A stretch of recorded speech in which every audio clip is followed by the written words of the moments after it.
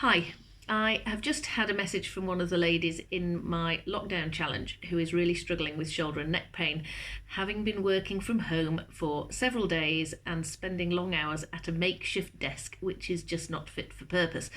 And I imagine there are quite a few people out there who are having the same problems because your desk isn't at the right height and you're twisting in a funny position because you're trying to fit into the corner of your sitting room or wherever you can get Wi-Fi. So here are a few things that you can do to try and relieve that issue. I mean, obviously the best thing to do is to adjust the position of your desk so that you're not hunched over, and so you've got your keyboard at the right height and your screen at the right height, so even stacking them on top of books if necessary to do that. But in the absence of the ability to do that, or if even that isn't working and you've still got that neck and shoulder pain, then here are a few things you can do. So the first thing to do is to recognise that a lot of us, because we spend our time at a desk with hands over like this, particularly right hand on a mouse, is when you stand, you may well find that if you look at yourself in the mirror, you see the back of your hands rather than what you're supposed to see, which is your thumbs. So your palms should face the side of your thighs when you are standing with your shoulders in the correct position. But because we spend a lot of our time rotated forwards with hands at this in this rotation, using the keyboard of the laptop, or playing on an Xbox, or playing the piano, whatever it is, or driving the car, our muscles through the front of the shoulder have become shortened, and that means that the rotator cuff bundle of muscles, which run across from the end of the shoulder to the base of the skull and down to between the shoulder blades, are lengthened, and our arms are rotated forward here. So the first thing to do is to think, whenever you're standing, just try and roll those shoulders over, back and down, so that the palms of your hands face in and the backs of your hands face away from your hips, so you can see your thumbs at the front and little fingers behind.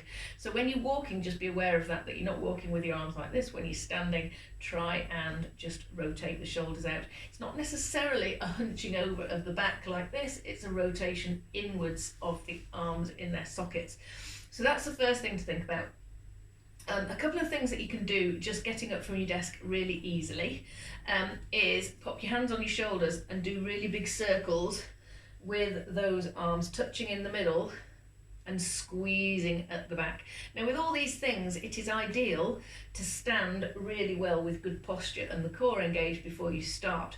So knees are soft, weight is through all four corners of the feet, so try not to be forward on your toes or back on your heels. Tuck that tailbone under so you've got that nice neutral spine. Draw the belly button in about 50% and lift through the pelvic floor. And as I said, roll those shoulders over, back and down. Then pop the fingers on your shoulders, and then do those big circles with the elbows, touching in the front and squeezing at the back. So you're getting a real squeeze between the shoulder blades without arching the back. So that's going to give you a really nice opening through the front of the shoulders and a squeeze of the shoulder blades just to release things off. So it might be that is all that you need to get up from your desk every now and then, and just do that. And obviously, as well as being conscious about trying to sit up a little bit more upright at the desk. But here's a couple of things that can actually work to shorten or tighten the rotator cuff muscles, which will then permanently bring these shoulders over, back and down a little bit. Now, these are exercises that you can do a few of them every day, and the more you do them regularly every day, the better. If you're just going to do them once a week, it's probably not going to have the desired effect. So, standing with that good posture, tucking the tailbone under, drawing in through belly button. Stand with the elbows close to the waist. Bring the forearms up to parallel with the floor with your palms up and your thumbs sticking out. Keep the elbows in nice and narrow. Keep the shoulders over, back and down away from the ears. And then take the thumbs, rotate them outwards and push them towards the wall behind you, keeping those elbows where they are. Just give a little bit of a squeeze here, trying to get those thumbs as far back as they'll go, and then release back to the front. So it's rotating those thumbs round to the wall behind with the elbows locked into your waist, squeezing together at the back, and then release. Same thing again. I call these dumb waiters. because it's as though you're carrying a tray of drinks and then you go like this, which basically means you're going to drop them. So what happens if you take your elbows away is it becomes much easier to rotate round there, so you're not getting the same work through those rotator cuff muscles. So keep the elbows knitted into your waist, rotate round, and make sure that you're not doing this. You can do this exercise standing against a wall, and what you're aiming to do is to get your thumbs to touch the wall. You may find that particularly right arm, if you do a lot of mouse work, is harder to get round towards the wall than the other arm. If you can't get anywhere near, then this is definitely an exercise that you need to do. So the second thing is, if you bring the arms up, again, bent at 90 degrees with the elbows to your waist, but this time with the thumbs up, in a position I know as chuffer train, because it's like you're going chuffer, chuffer, chuffer.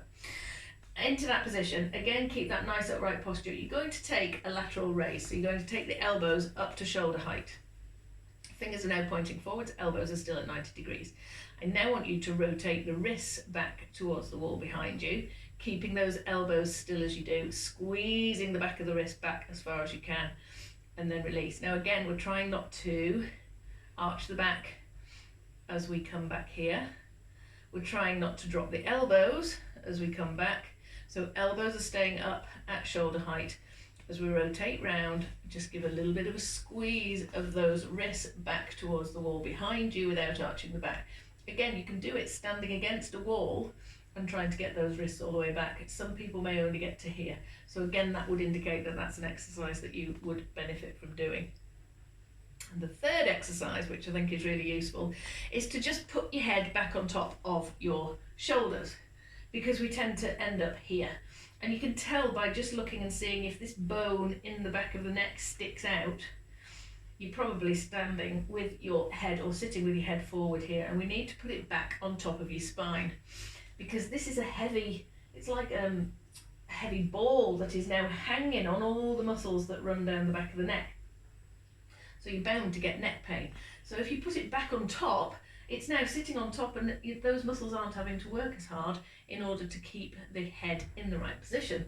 So in order to help with that, if you stand again with good posture, and you then want to move the head back towards the wall behind you. So you're going to tuck the chin slightly so the chin stays parallel to the floor. And it's as though someone's poking you in the nose and pushing the back of the head back towards the wall behind you. So in doing that, you're going to get real tension through the muscles back here, because they're the ones that are doing the work. Hold it for 2 or 3 seconds. And then when you release it, try not to thrust your chin forward, just release the muscles so the head relaxes back into place. Take a couple of deep breaths. Make sure you're engaged through the core, so you're keeping that nice upright posture, stopping the back arching, and you just, as I say, as though someone's poking you in the nose and you're pushing the back of the head back towards the wall behind you, dropping the shoulders away from the ears as you do, holding it for 3 or 4 seconds, and then release. And again, you can repeat that several times. So I would say, dumb waiters, do 10 of them. The rotator cuff exercise here, do 10 of those. And then maybe do 4 or 5 of those head retractions. And if you did those a couple of times a day, it's going to make a really big difference to the strength of those muscles between the base of the skull, middle of shoulder blades, and the ends of your shoulders, that rotator cuff bundle. And therefore the length of them, it's going to shorten everything. Muscles that are at full extension and having to work in that position to hold you in place are going to scream at you eventually, because they're really struggling to work. So what we want to do is put them back into their normal length, and then they can work quite happily without shouting. Okay, the only other thing that you can do is stretch the front of the shoulders. Now you can do this by just clasping the hands behind and opening up through that chest here. So stretching the front at the same time as working the back is going to just bring those shoulders back into the right place. It's going to open everything up through the front to allow those muscles at the back to contract and allow that posture to come back into an upright position. So 3 exercises and a chest stretch in order to try and counter any pain you may have in the back of the neck and the upper back. Give it a go and message me and tell me how you get on.